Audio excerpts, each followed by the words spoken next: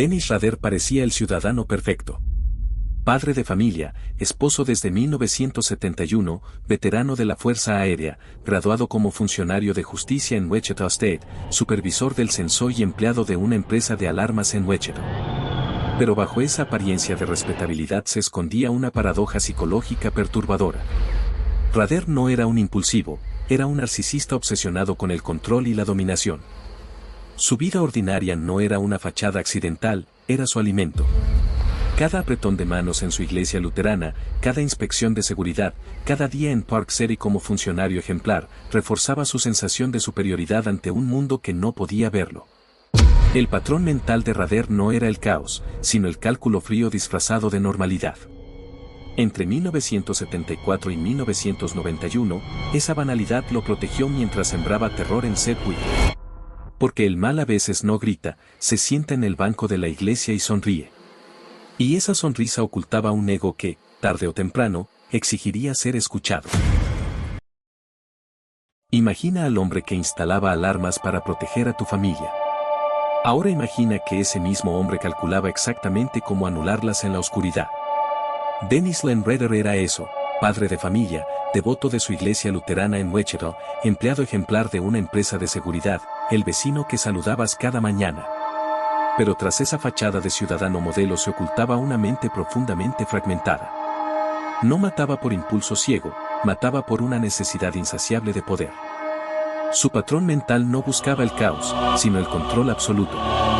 Necesitaba demostrarse, una y otra vez, que podía entrar en el refugio más sagrado de una persona, dominarla completamente y desaparecer sin dejar rastro.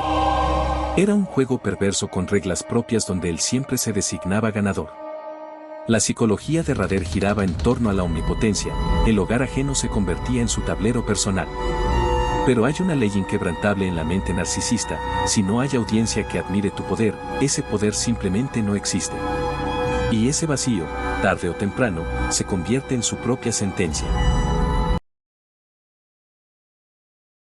Entre 1974 y 1979, Rader desarrolló un sistema de control que desafiaba toda lógica policial. Trabajaba para una empresa de alarmas mientras estudiaba para ser funcionario de justicia, lo que le otorgaba un conocimiento técnico y legal único. No actuaba al azar, seleccionaba hogares, observaba rutinas y se aprovechaba de la confianza de Wichita. Pero el verdadero misterio psicológico no era cómo entraba, sino cómo salía. Regresaba a su vida de padre, a su iglesia, a Park City, sin fisuras emocionales. Costó atraparlo porque nadie buscaba al monstruo en el hombre de casa propia con 2 hijos y esposa. La policía de los 70 buscaba marginados, Rader era el modelo de clase media. Su narcisismo, lejos de hacerlo visible, lo camufló en la ordinariedad. Era tan metódico que el horror quedaba suspendido en un silencio doméstico. Pero en 1979, cuando el miedo parecía historia, sucedió algo inesperado. Rader dejó de matar pero no de observar. Y durante 25 años, ese ego vigilante planeaba su regreso. De 1979 a 2004, Rader construyó una fortaleza de respetabilidad que nadie pudo penetrar. Se convirtió en supervisor de censo, luego en funcionario de zonificación y control animal en Sedgwick, donde los vecinos lo veían excesivamente estricto. Mató un perro sin razón, según una queja vecinal, revelando que su necesidad de dominación nunca desapareció, solo cambió de víctima. Mientras tanto, asistía ininterrumpidamente a su iglesia de 200 feligreses, mantenía su matrimonio con Paula y criaba a sus hijos. La psicología del BTK en silencio es aterradora, no se redimió, simplemente sustituyó el crimen por el poder institucional. El control de animales, las inspecciones, el orden municipal, todo alimentaba su ego narcisista sin exponerlo. Pero un narcisismo así no puede dormir para siempre. Necesita audiencia. Necesita terror. Y en 2004, cuando Wichita ya solo recordaba los crímenes como leyenda, Rader decidió romper su silencio con un mensaje que encendió la investigación. En 2004, tras 2 décadas de letargo público, Rader reactivó el juego psicológico que creía haber dominado. Envió cartas a la policía y a medios de Wichita donde se mofaba de sus crímenes y aportaba detalles precisos que solo el autor podía conocer. No lo hacía por culpa ni arrepentimiento, lo hacía por reconocimiento. El narcisismo de Rader exigía que su legado no se diluyera en el olvido. Cada línea escrita era un grito de superioridad, una prueba de que seguía siendo el dueño del miedo en Sedgwick. Robaba recuerdos de sus víctimas y conservaba el control simbólico incluso desde la distancia. En su mente, no era un simple asesino, era un artista del terror que merecía ser estudiado. Pero el mismo ego que lo mantuvo oculto durante años lo empujó ahora a la luz. Porque en el siglo XXI, una carta no es solo un mensaje. Es evidencia.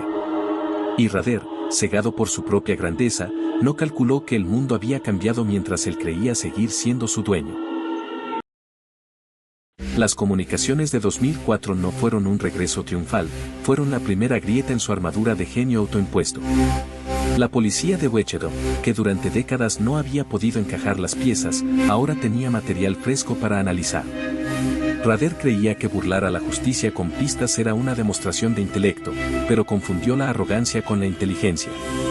En febrero de 2005, el ayuntamiento de Park City lo despidió por ausentarse sin avisar, sin saber que 7 días antes había sido arrestado. El patrón es claro, el narcisismo que lo hizo escribir, que lo hizo robar recuerdos y que lo hizo sentir omnipotente, finalmente lo delató. No fue un testigo ni una huella lo que quebró el caso, fue su incapacidad para quedarse callado. Cuando un asesino necesita más al público que el público a él, sus días de libertad están contados. Y Rader había llegado al límite. Cuando en febrero de 2005 los detectives tocaron su puerta en Park City, descubrieron algo que ni ellos esperaban, que el mal más puro puede vestir de monótono.